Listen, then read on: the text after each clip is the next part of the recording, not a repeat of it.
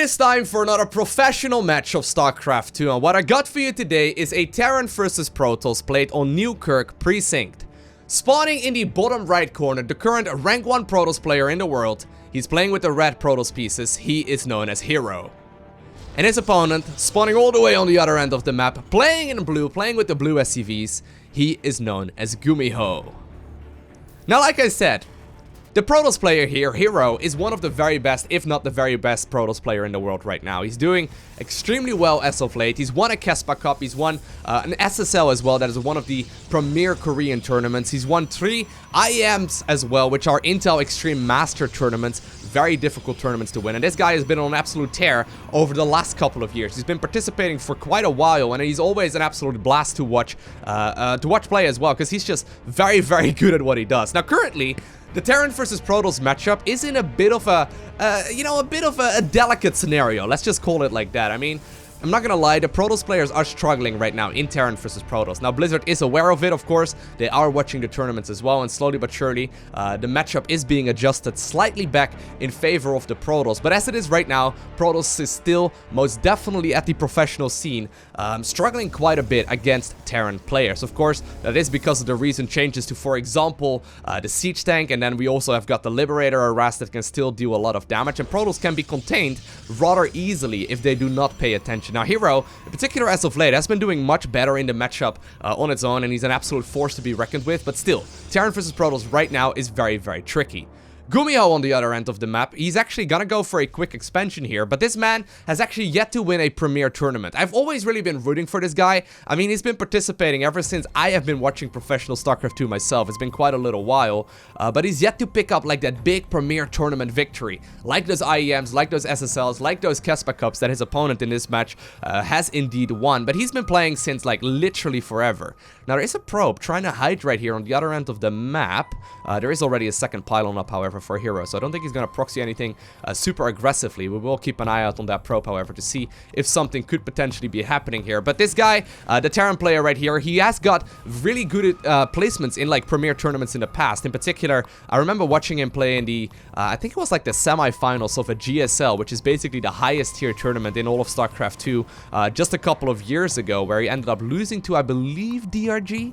Don't quote me on that one, but anyways, like he's always been a force to be reckoned with, and he's still participating, and he's still extremely good at what he does. Now, that Reaper will be able to get a bunch of scouting information in, and there's actually a probe on the other end of the map, and he's actually, whoa!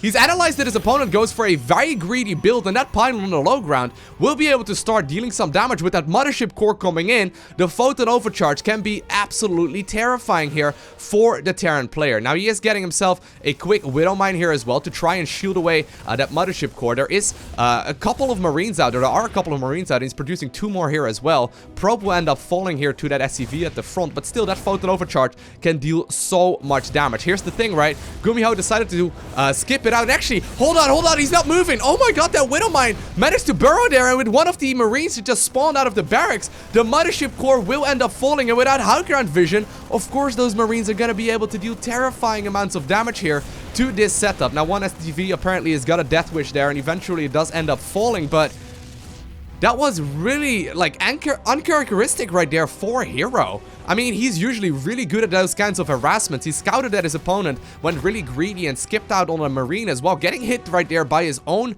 Widow Mine, or by his own mine right there from the Reaper, but it looks like Gumiho still will stay alive for just a little while longer, and he's actually getting a full scout off here as well.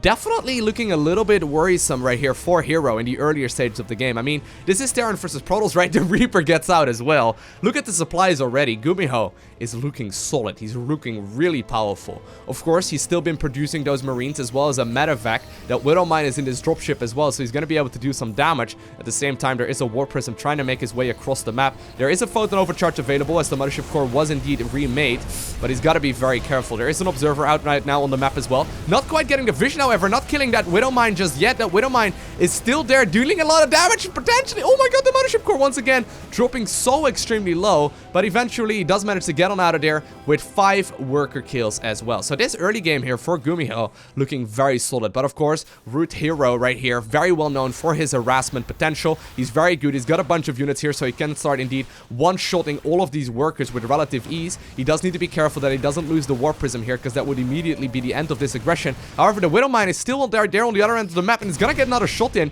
11 workers so far falling in this game at this point in time, and that's actually looking a little bit terrifying here for Hero. He does still have a lot of units though moving across the map, and the supply counts are looking a little bit better. There is a siege tank out now as well. Actually, that starport trying to trigger it around, and actually, oh my god, look at that! All of a sudden, that starport landed, and that siege tank was forced to move around. It is going to be picked up very, very easily, and with that micro, here we see what Hero is so very good at. He's picking up all of those weakened units, trying to keep them alive to the best of his abilities, and really trying to get a lot of units in. The Liberator ends up falling there as well, and slowly, hold that thought. I thought actually that Gumiho was looking in a superb position here in the earlier stages of the game, but with that superb pickup micro there by Hero, while he does end up losing a few units here and there, he keeps a lot of them alive as well, and slowly 15 SCVs ended up falling. There is a second siege tank. That was beautiful micro here by Gumiho, keeping that siege tank alive as well for the longest time. The medevac and the siege tank, however, do eventually end up falling, but with the Marines that have spawned now, the War Prism is forced out of that base. But I mean, that was still a crazy early game here. I mean, it's now 44 versus 44 supply. Players are looking reasonably even, but all of a sudden, with that third command center out though, Gumiho is still looking really solid, but all of a sudden, the worker counts are in favor here of the Protoss player. I wouldn't have guessed that. I wouldn't have guessed that to be happening just a few minutes later. But you can see, like, these guys get so much value out of their units. With that siege tank micro there, picking it up at the last second. I'm actually feeling a little bit bad here for Gumiho, because if that, you know, starport would have landed just a split second later, the siege tank would have simply, like, driven underneath it and would have gotten out of there just very, very easily. But regardless, he's got triple command center production now. He's going to be able to get a ton of mules and scans here if he so decides to. And of course, you know, Hero will be able to figure out exactly what is going on here on the other side of the map as well. We got Stimpak, Combat Shield coming in now as well. And Hero, in the meantime, has got himself a Dark Shrine. Cheeky little move. He's playing that super harassment heavy style. I guess this is a result from the earlier stages of the game. There are no missile turrets out just yet. It looks like this aggression here has thrown Gumiho off just a little bit. There is no engineering... Oh, there is an engineering bay, rather. I was going to say, he's got no detection out just yet. And indeed, those Dark Templar, they will be able to do significant amounts of damage. That siege tank immediately falling as well. You can see Hero just simply throwing his opponents off of the earliest stages of the game. That missile turret, rather, being a little bit on the later end. Eventually, it will end up dealing a little bit of damage here, and a lot of workers do eventually end up falling here as well. Now, eventually, apparently, that Dark Templar still alive, but it's forcing a lot of damage here in the main as well. It's forcing scans, and while there are missile turrets up right now, they were a little bit later than normal, and that all comes down to Hero really distracting his opponent in the earlier stages of the game, while not really missing a beat when it comes to the macro at home. Still dealing damage. So many SCVs end up falling here, and all of a sudden, this game is looking brilliant for Hero. Even though he had a couple of micro mistakes in the earlier stages of the game, that is normally not something you can really pull off in this matchup, all of a sudden this game is looking like anyone's game. And actually, I'm gonna give the advantage here to a Hero now that he's cleaned up so many of the workers. And while he still does have a very powerful army, right now Protoss is on the prowl. He's trying to get some work in here as well. There are Immortals out now, so they will be able to deal with these siege tanks really nicely, although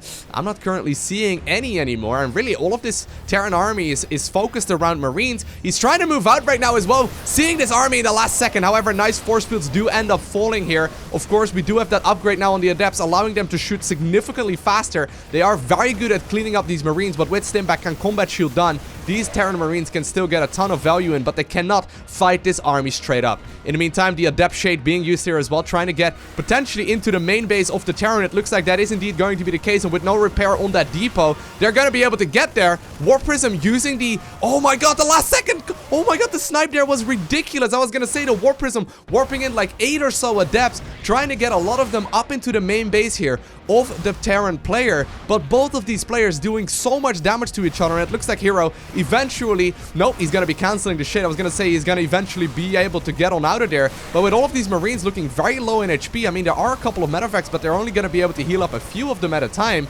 The Adepts are going to be able to shade to the natural and continue that harass. That snipe though on that war prison was absolutely critical, but still so much value coming out of these adepts, and eventually it looks like they may even very well get on out of there and try their very best to get home. Of course, Hero doing hero things, still not done with the aggression just yet, moving across the map once again with a very menacing army, not going for the third base just yet. Of course, that third command center has been out for Gumiho for a while, and that's really the reason why he's still able to stay in this game at such a worker deficit. But it looks like Hero is smelling blood. He's willing to win this game right now, and he's risking it. He's trying to go for a third base as a follow-up, but it looks like, at the very least by the posturing here, that he is gonna look to move up this ramp and potentially deal some damage. Now, there is an observer out here as well. It will be able to figure out exactly what it is the Terran players got on the low ground. There are quite a lot of units, though, for the Terran player, but are there enough? Look at this. The Liberators dealing so much damage that Widowmine getting a solid detonation in as well, but with these warped-in Stalkers, they are gonna be able to do so much. No, they don't have Blink, but still,